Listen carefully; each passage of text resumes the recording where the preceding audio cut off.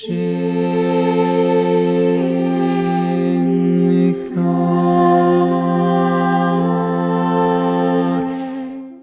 deseja para esse ano que começa, e eu particularmente desejo que esse seja o melhor ano da nossa vida.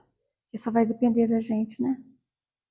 Mestre Jesus, te agradecemos pela oportunidade, continue sendo o nosso modelo, o nosso exemplo, mostrando para nós que nós somos capazes, que nós somos muito, que Deus espera muito de nós, e que Deus possa nos capacitar e nos transformar a cada dia em seres melhores, que nós possamos ter a nossa consciência pacificada, mas que possamos ir mais longe ainda, que sejamos capazes de ser uma presença perfumada na vida das pessoas, que nós possamos fazer diferença na nossa casa, na nossa família, na casa espírita, no nosso trabalho, enfim, que nós possamos fazer a diferença. Nos abençoa, nos protege, guarda de todo perigo, mas providencia para que boas lições façam parte desse ano também. Que assim seja. Aí a gente começa mais um ano, né? Lá em casa eu faço aniversário, ele faz aniversário, o nosso casamento faz aniversário, tudo ali já. Já para começar embalado, né? E aí a gente fala, ai, feliz ano novo. E alguém diz assim, que feliz ano novo? A gente começa já com as contas chegando, né? Não sei na casa de vocês, mas lá em casa, IPVA, seguro do carro, não tem como escapar, né? Mas aí um outro amigo me diz, que problema invejável, porque se você não tivesse um carro, você não teria essa conta para pagar? Então, de certa maneira, vamos ser positivos, né? Mas eu acho gostoso quando estava comentando com o meu companheiro de jornada, que o gostoso, essas primeiras notícias do ano de contas a pagar, para nos fazer lembrar que nada nos pertence, né? Quando a gente fala o meu carro, se ele fosse nosso, a gente tinha que continuar pagando pro resto da vida, né? E do seguro que a gente paga para não precisar. Que coisa mais louca. Não parece meio que a vida da gente? Nós temos o tempo inteiro que estar nos precavendo para não precisar acionar nenhuma outra emergência. Igualzinho com a nossa vida, nós temos também um veículo, né? Que é o nosso corpo. Então nós precisamos de cuidado. Mas eu penso que algo que a gente pode tirar desses carnês que chegam também é que o valor do seguro do nosso carro não é um problema que deva tirar o nosso sossego quando aos primeiros dias do ano eles nos chegam. Porque tudo isso começou quando nós compramos o nosso carro. Isso, eu estou usando metáforas, né? Quando nós compramos o nosso carro, nós deveríamos parar para pensar, daqui a pouco eu vou ter que pagar transferência, IPVA, seguro. Será que eu estou prevenido? Não nos parece que são as mesmas coisas com relação às atitudes que a gente toma na vida? Quando nós somos... quando a gente não pensa para fazer as coisas, na verdade, né? E quando a gente vai perceber, olha as consequências. Porque a lei de ação e reação, que é uma das primeiras coisas que a gente aprende na doutrina, deve conduzir as nossas vidas. Quando a gente sabe que tudo que a gente fala, tudo que a gente faz, tudo que a gente pensa, lá na frente vai ter um reflexo. E nós não podemos, e nem deveríamos pensar nisso, de colocar a culpa em alguém, porque cada um escolhe o seu caminho, né? Aí eu faço uma outra comparação. Eu acho que a nossa vida hoje é bem parecida com uma visita a um grande supermercado. A gente entra no supermercado, antes de entrar, já tem carrinho. Meu bem adora aqueles carrinhos gigantes. Cadê os carrinhos pequenos? Meu bem diz que o carrinho grande é para nos incentivar a comprar mais. Não sei, mas ele sabe de comércio, sabe de tudo, então talvez seja, né? Nós podemos passear por aqueles corretores do supermercado o tempo todo, pegar o que a gente quiser. Alguém te impede de colocar coisa no seu carrinho? Mas a hora que chega no caixa. Quantas vezes a gente assistiu pessoas tirando coisas do carrinho que no impulso a pessoa colocou no carrinho, devolvendo, porque o dinheiro não vai dar conta? Eu não tenho todo esse dinheiro. Aí as crianças dizem, passa o cartão, mas eu não tenho nem cartão, né? A nossa vida desde sempre, continuará sendo como um grande supermercado. Tudo está completamente disponível. Como disse Paulo, grande apóstolo, né?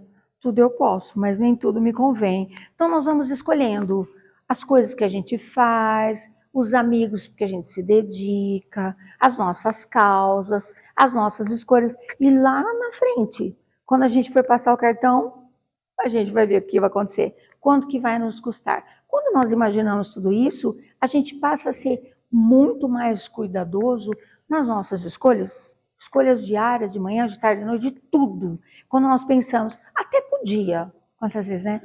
Diante de um desaforo, revidar, até podia fazer do mesmo tamanho. Eu não sou essa pessoa. Cada um faz aquilo que acha conveniente, mas a nossa consciência nos convida e eu, quem eu sou? Mas como nós somos todos adeptos da doutrina espírita, eu tenho que levar a nossa conversa para a conversa espiritualista, no mínimo. Então vamos lá. Está lá no Livro dos Espíritos o que é o planeta Terra, primeiro de tudo, que a gente não pode esquecer de jeito nenhum. Um mundo de provas e expiações. Vai ter como fugir disso. Quando nós fazíamos prova na escola, o professor queria causar algum dano para nós? Não, ele não queria. Ele só queria nos oferecer possibilidades para que nós conseguíssemos provar para nós mesmos que nós aprendemos a lição. Aprendemos a equação, a tabuada, então não tinha nada a ver, nem com a escola, nem com o professor. O resultado tinha e tem a ver, porque nós vamos usar os resultados do tempo da escola para o resto da nossa vida. Eu até brinco com os netos, né? Que de tudo que eu aprendi na escola. Não vou nem falar de português, que português é minha paixão, né? Da comunicação. Mas essas coisas de número, que eu nunca tive muita facilidade, mas tabuada salva a minha vida até hoje. Mas se eu não tivesse tido as primeiras lições de tabuada, não tinha graça eu decorar a tabuada agora, né? Então, na escola, é mais ou menos isso. Então, tá lá no Livro dos Espíritos, que o nosso mundo é um mundo de provas e expiações. Nós viemos para provar que nós aprendemos, esquecidos do que a gente já aprontou, e para expiar, para consertar algumas coisas, deixar o carnê um pouquinho mais leve. Mas está lá no Livro dos Espíritos que esse nosso mundo é uma grande escola. Alguém aqui vai dizer que não? E meu avô, que viveu 100 anos, dizia que enquanto nós estivermos aqui, ele viveu 100 anos, nós estaríamos aprendendo alguma coisa. Escola boa, né? Tem de tudo, doutorado, mestrado, especialização. Porém, igualzinho na escola convencional, no mundo acadêmico, cada um de nós, enquanto aluno, vai escolher se quer aprender ou não, se vai copiar do coleguinha, enfim. Mas, quando nós entendemos o quanto seria positivo que nós nos transformássemos, eu estou falando agora da escola da vida, em bons alunos, quando nós estamos, de fato, todos os dias, desejosos de aprender. O que a vida quer me ensinar hoje? O que o tempo me trouxe de conhecimento? Porque são as experiências que nos fazem seres diferentes. Até algum tempo atrás, nós pensávamos de maneira diferente, agíamos de maneira diferente, porém as lições da Dona Vida foram mostrando para nós que haviam outras alternativas, né? Aquele negócio de não ir tentando na louca, deve ser a alternativa B. Até uma certa idade a gente vai assim, talvez. Mas com o tempo a gente vai pensando, esse erro eu já cometi. Nessa equação eu já me equivoquei. Essa tabuada eu já errei, mas agora eu entendi. Perceberam a diferença? Mas a escola não tem só lição, tem também a hora do recreio, não tem? Então, quando nós estamos na escola da vida e nós olhamos para o lado e temos o desejo de compartilhar a nossa merenda com o nosso amiguinho de classe, vocês conseguem perceber a diferença? Eu acho isso de uma riqueza grandiosa. Quando eu sei, nossa, eu tenho tudo na vida, e eu gostaria que todas as pessoas que eu amo, todas as pessoas do mundo, na verdade, né, tivessem pelo menos o mínimo. Ué, o que eu faço? Eu só quero, mas eu não faço nada. Hoje nós passamos por uma situação tão bonita. Família, né? Nós temos 5 netos e uma das filhas tem 3 filhos. É bastante 3 hoje, né? Porém, ela ia trabalhar, as crianças estão de férias, mas a mãe não está. Então, ela conversou com as crianças, e vem conversando, porque educação, quem tem filho aqui sabe, né? É um negócio que dura o resto da vida. Né? Fala até quando? Até sempre. Então, ela conversou com as crianças que no domingo abre-se para convidar os amiguinhos para vir para a piscina, para o lanchinho. Um dia da semana vai na casa da vovó Lili, no caso eu.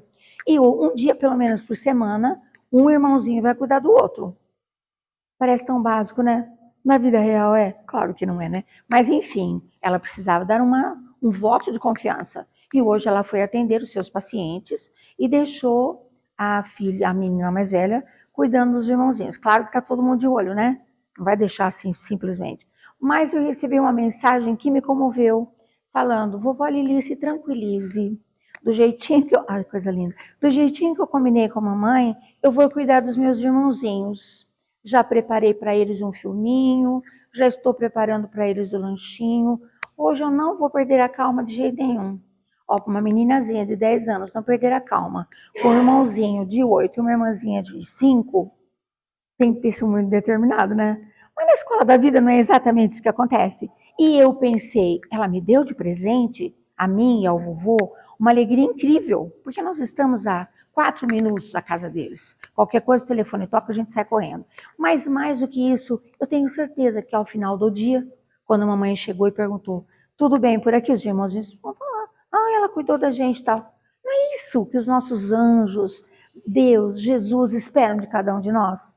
Quando eu me conscientizo que eu sou capaz de cuidar um pouquinho do outro. E eu não estou nem falando de prato de comida, hein? Estou falando de paciência, estou falando de afeto, de aconchego, de colocar-se no lugar do outro. Gente, é aula antiga, faz parte da escola da vida até hoje. Então, enquanto bons alunos, que nós desejamos ser, porque daqui a pouco vai ter uma festa de formatura, quando a gente vai embora, né? Fala: nossa, você chegou, conseguiu cumprir o seu papel. Vai mostrar para nós o histórico da nossa vida. Sabe quem que vai mostrar o histórico da nossa vida?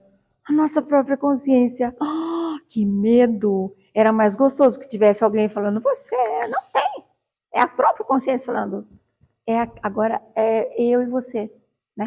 Porém, esse mundo onde nós estamos, habitantes temporariamente, é bom que a gente tenha consciência e aproveite, é também um grande hospital.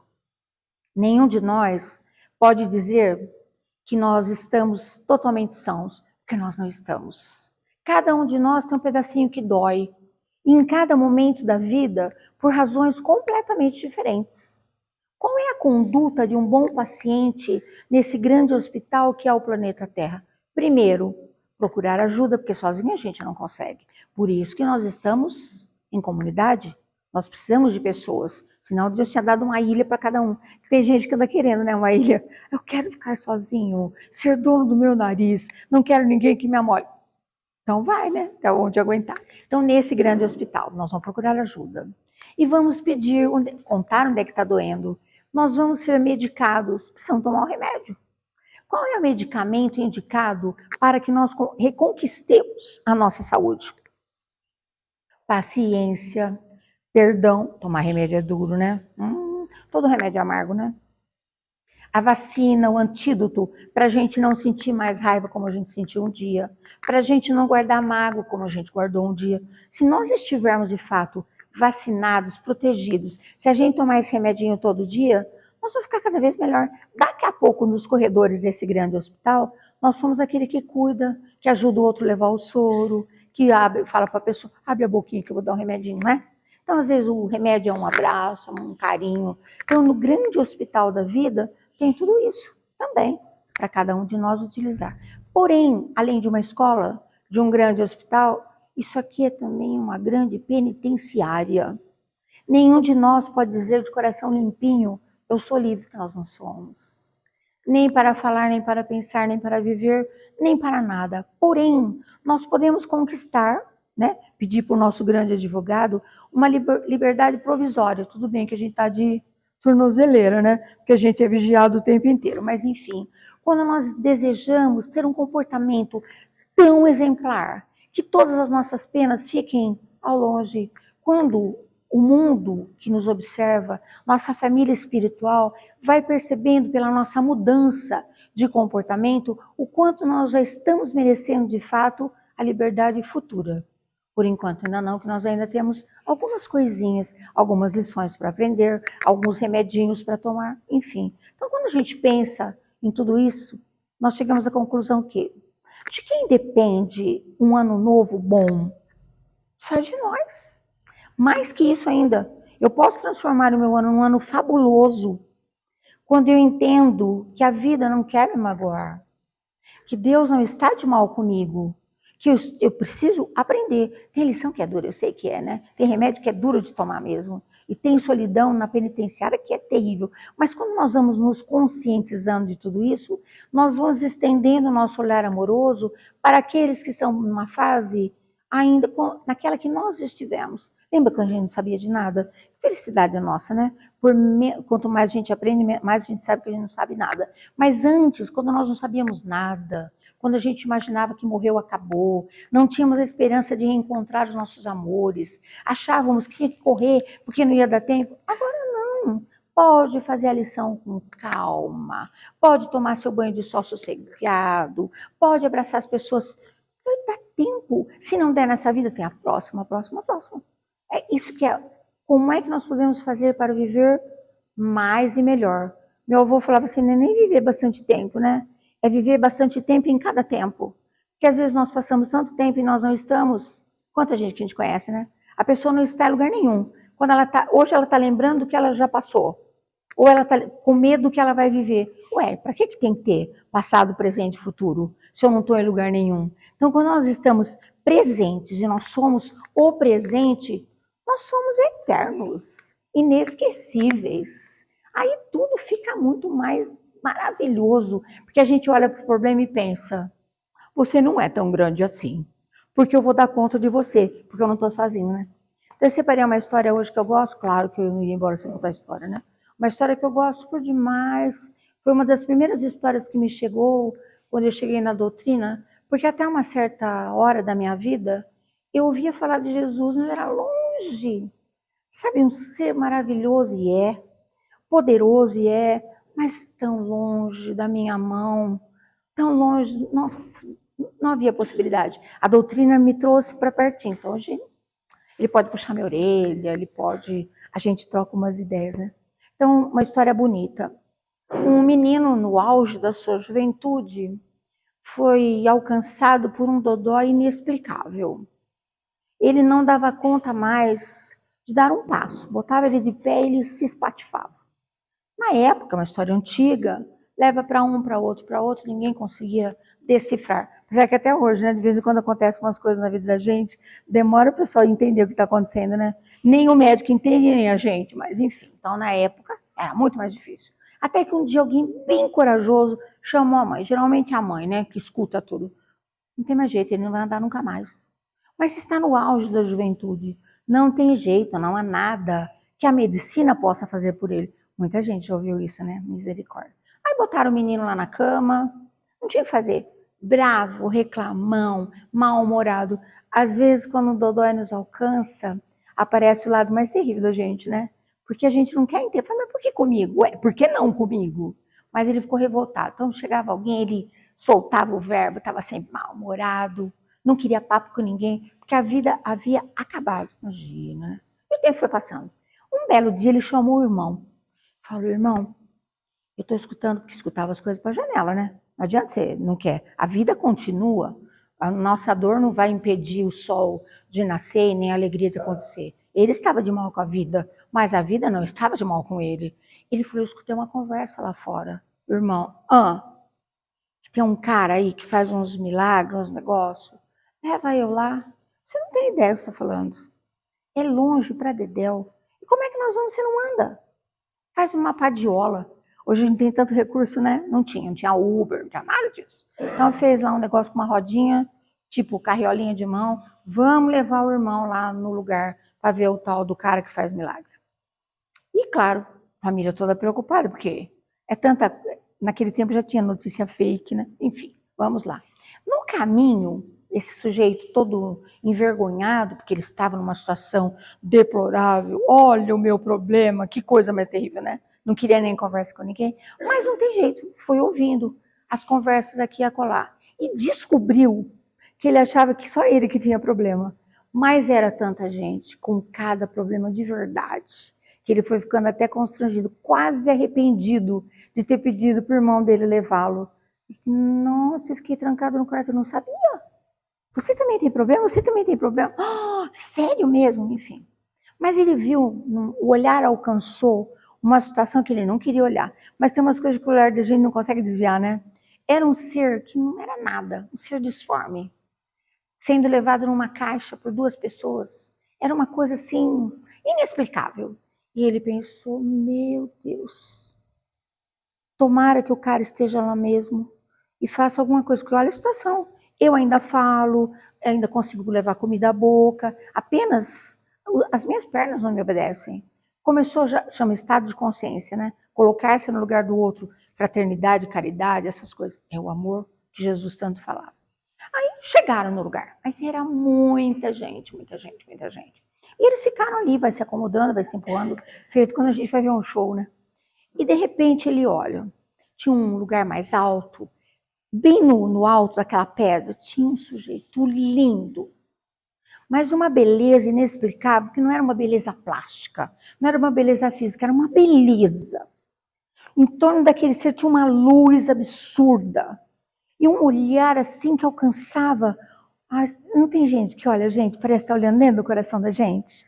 É uma coisa gostosa, né? Chama amor esse negócio, né?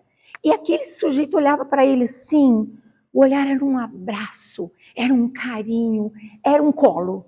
E ele ficou ali assim, na padiola, chorando, porque um olhar desse faz o coração da gente esparramar, né? E aí aquele ser foi falando coisas. A sensação que ele teve ali naquela padiola, no meio daquele monte de gente, com tanta gente destroçado, é que o cara não falava. Aquilo era uma cascata de luz. Aquelas palavras que ele nunca tinha escutado na vida. E ele pensou, eu não preciso de perna, não preciso de nada, eu tenho asa. A hora que eu sair daqui, eu sou o cara mais feliz do mundo. A melhor coisa que eu fiz foi ter pedido para minha irmã me trazer aqui. Cara, quem é você? Ficou aquela conexão assim, né?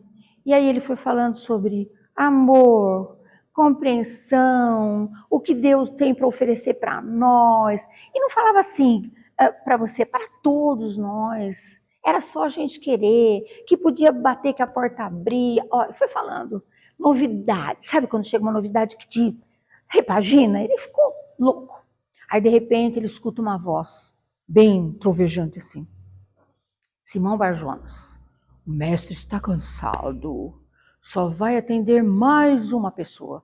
E ele já tinha distribuído milagres, e o rapaz foi assistindo. Era uma mão que estendia aqui, um cara que se curava, e outro, e outro, e outro, e outro. E ele não tinha nem percebido a grandiosidade daquilo tudo. E ele percebeu aquela alta cumplicidade, porque era Jesus, o cara, vocês já imaginaram, né? Estava olhando para ele. E ele não teve coragem de falar nada, ele só pensou, olha aqui do lado que esse cara precisa muito mais do que eu.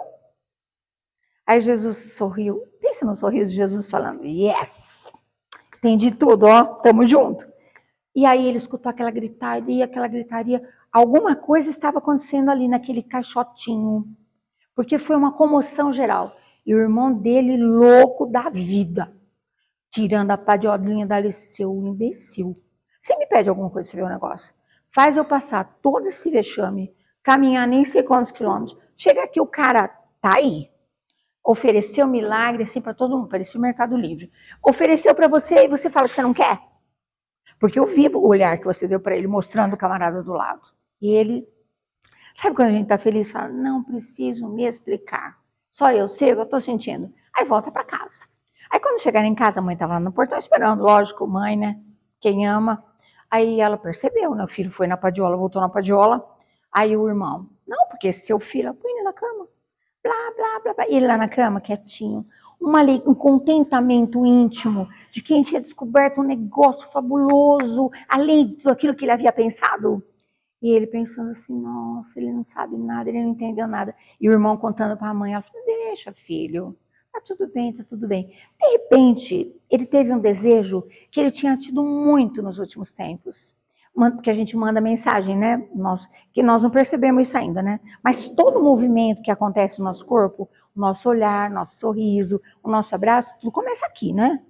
Nós mandamos uma mensagem do cérebro para determinado lugar do nosso corpo e ele às vezes obedece, às vezes não obedece, né? Meu zoinho não está obedecendo ultimamente. Mas descobriu uma outra maneira de ver, né? E ele mandou um recado para as perninhas dele.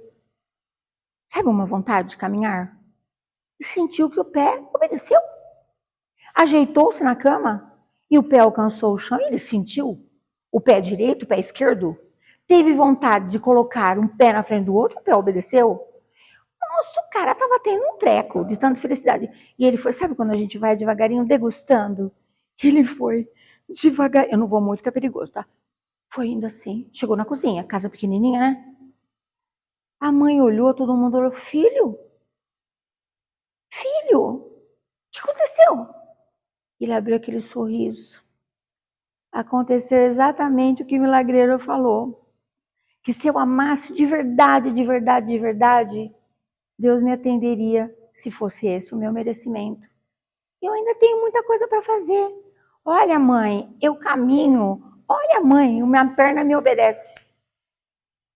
Então, às vezes, a gente pede coisas para Deus. Na virada, um monte de gente pediu, né? Eu sei qual foi uma onda de pedidos.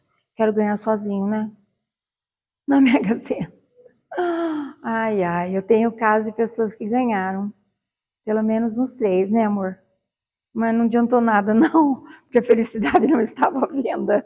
Então a gente fica com muito dinheiro. Mas quando a gente pede assim, eu quero que essa minha vida seja a vida mais promissora. Eu quero que minha presença no planeta Terra seja luz. Eu quero que esse mundo seja um mundo habitável. Eu desejo profundamente que as pessoas se amem, que as pessoas se respeitem. Ué, da onde que começa? Aqui. Como é que eu posso pedir um negócio para Deus se eu não faço? Aí vocês vão falar, mas é fácil? Óbvio que não. A gente não veio aqui para tomar água de coco, balançar na rede. Nós viemos para preparar alguma coisa. Como é que a gente come um bolo sem fazer o bolo? Se eu não fizer, alguém vai ter que fazer. Uma sopa, qualquer coisa. Até um copo d'água. Se eu quero um copo d'água, alguém trouxe a água que eu tenho que ir em direção ao copo d'água e bebê-la. Então, a nossa vida pode ser incrivelmente maravilhosa. Fantástica, não precisa nem ir para o céu. Ninguém precisa morrer para ir para o céu, não. O céu pode começar a ser desenhado, constituído aqui, na casa onde a gente mora, com as pessoas que a gente convive. Quanto mais difícil, melhor. Para as coisas que nós podemos tudo. Para a gente colocar na balança o que é bom e o que não é bom. Todo mundo sabe aqui. Quando a gente vai botar sal na comida, a gente sabe que o prato mais saboroso, se tiver um monte de sal, quando a gente compra o bacalhau, a gente não dessalga o bacalhau. Na nossa vida não é diferente. Existem situações que estão salgadas demais, amargas demais. O paladar vai nos dizendo, isso eu posso consertar, né? Até o açúcar, que é tão doce, tão gostoso, que a gente nem pode, a gente tem que aprender a dosar também. Então, que esse ano seja o ano do equilíbrio, nem de mais e nem de menos. Nem puro sal e nem puro açúcar. Que tenha um toque do que realmente é necessário e que venha do nosso desejo, do mais profundo do nosso coração, o real desejo do que cada um de nós pode fazer. Vamos parar de deixar o outro, porque esse ano é também um caderno limpinho, que não tem nada escrito ainda. E a caneta é a nossa liberdade de fazer aquilo que a gente acredita. Vamos parar de deixar o outro escrever a nossa história. O outro pode ler, pode ouvir, pode ser uma série maravilhosa, mas quem escreve a minha história sou eu. Quem escreve a sua história é você. A gente pode estar mesmo, nós estamos juntos faz 50 e tantos anos, mas a história dele é a dele, a minha é dele. Eu estou no livro dele, ele está no meu, mas cada um tem o seu, não tem como, né? E o meu best-seller não tem como alguém escrever para mim, nem as pessoas que a gente mais ama, né? Então é isso. Eu desejo que vocês tenham um ano maravilhoso, né? Agora a gente se recolhe lá no lugar mais quentinho do coração. Vamos pensar um desejo profundo do teu coração. Todo mundo tem um desejo, né? Mas pense numa oportunidade de você pensar um negócio fabuloso para você.